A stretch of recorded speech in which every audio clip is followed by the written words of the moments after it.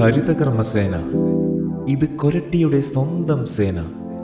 ഈ നടന്നുവരുന്ന ഓരോ സേനാ അംഗങ്ങളിലൂടെയുമാണ് ഇന്ന് ഓരോ പുലരിയും കൊരട്ടി കണി കണ്ടുണരുന്നത്.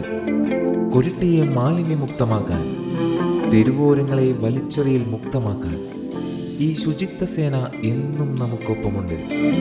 കഴിഞ്ഞ 5 വർഷ കാലയളവിൽ 436 ടൺ ജൈവ പാഴ്വസ്തുക്കൾ കൊരട്ടിയിൽ നിന്നും ശേഖരിച്ച് തരംതിരിച്ച് കയറ്റി അയക്കാൻ സാധിച്ചത് ഇതിന് ഒരു ഉദാഹരണം മാത്രം. ഞാൻ ബെന്നി ജോസഫ്, കൊരട്ടി മർച്ചൻ്റ് അസോസിയേഷൻ്റെ പ്രസിഡൻ്റാണ്. ഹരിതകർമ്മസേനയുടെ പ്രവർത്തനം വളരെ ശ്ലാഘനീയമായ നിലയിലാണ്. കൊരട്ടി പഞ്ചായത്തിലെ ഹരിതകർമ്മസേന എല്ലാ ഷോപ്പുകളിലും വന്ന് മാസത്തിൽ 2 തവണ ടൗണുകളിലെ എല്ലാ ഷോപ്പുകളിലും എല്ലാതരം മാലിന്യങ്ങളും ശേഖരിക്കുന്നുണ്ട്. പ്രവർത്തനം വളരെ മികവുറ്റ രീതിയിലാണ്.